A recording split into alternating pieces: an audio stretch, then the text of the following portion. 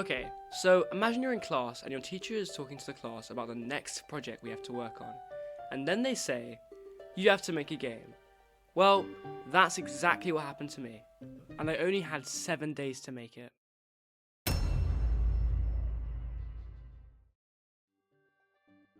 You see, I was taking this class called Digital Game Design, where we learned how to make websites and code. I really enjoyed it, but when my teacher said we had to make a game about anything, I had no clue what to do. Oh, and one other thing, we had to make the game in Unity. Now, in the past, I'd had some experience with Unity and C#, the coding language that Unity uses, but I'd never properly made anything that worked or was of any real value. To put it simply, I had no experience. So, with almost no prior knowledge on game development or Unity, the first thing I did was watch a bunch of devlogs. These are videos where solo developers detail how they're making their games. A genre that kept popping up was horror games. During my gaming experience, I've played loads of great horror games, like Five Nights at Freddy's, Bendy and the Ink Machine, my personal favourite, Among the Sleep. That's a horror game where you play as a little baby. Super creepy, but really cool. Anyway, once I realised I wanted to make a horror game, I got straight to work. For the first day, I programmed a simple first-person controller that could do the basic things like move around. Then, due to lack of time, I created a basic forest environment using low-quality textures and trees that I grabbed from the Unity Asset Store.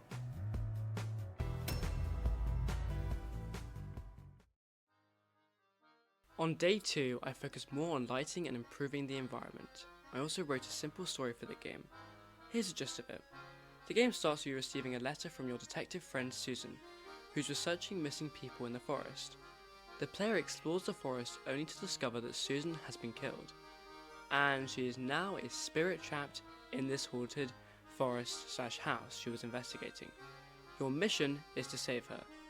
For gameplay depth, I decided to add some recordings as part of the story progression, and instead of typical audio logs, I used gramophones that players would need to find in the house, all while avoiding being killed by a monster.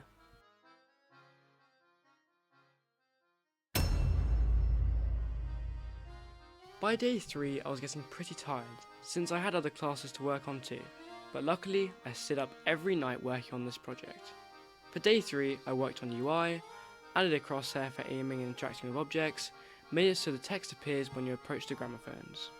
For day 4, I shifted focus to the enemy design, creating a Navmesh AI for pathfinding and adding animations for the clown character, which I got from Mixamo. He'll be our main enemy for the rest of the game.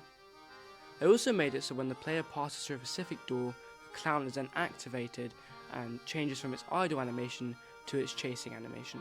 And the final thing I added for day 4 was a health bar and audio effects, including some bad voice acting. Good, you're finally awake. You must find the house. Play the audio.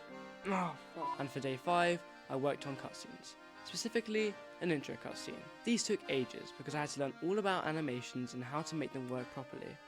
At this point, with only 2 days left, I barely had a game. All I had was an empty forest, some gramophones, and an enemy clown chasing you around. It was time to really put the final bit of work in if he wanted to hit the deadline in time.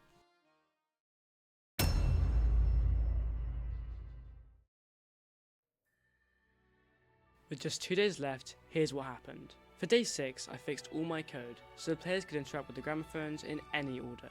I also added music for the atmosphere, and made an animated main menu featuring a creepy eye animation. Pretty cool if you ask me.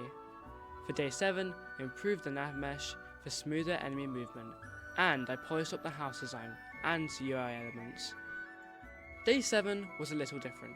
At the start of the video, I forgot to mention the teacher also wanted us to make a trailer that went along with the game. So I spent all of day 7 making that trailer and making it look really, really good. Peggy 12. They say he comes at night. Look, these people are missing, and I'll do whatever it takes to find them.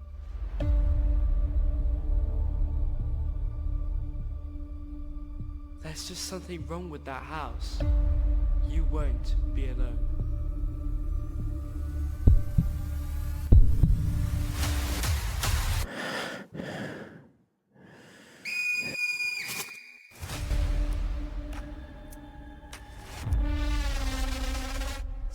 me.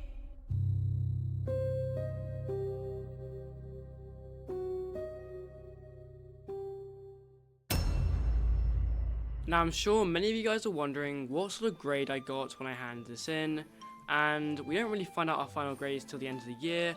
However, my teacher did say that the game by itself was a level 9, which is about an A star in, old money, but basically it was one of the best grades you could get, and honestly, apparently it was one of the best games in the entire year, so I'm really happy on how it came out. Obviously with 7 days, also being in school full time, I'm honestly really happy on how it turned out. In the future, I definitely plan on improving this game. If the video does well, I might even start a second YouTube channel dedicated entirely to game development content. Don't worry though, I'll still be posting Fortnite content. Anyway, thank you so much for watching this video. I know it's a little bit different to my usual videos, and unfortunately I have exams at the moment, so that's why I haven't posted in a while, but I thought I'd make this video and let you guys know that more videos are going to be coming. So yeah, I hope you guys enjoyed hearing about my journey creating this horror game from scratch. That's basically it. Thanks so much for watching.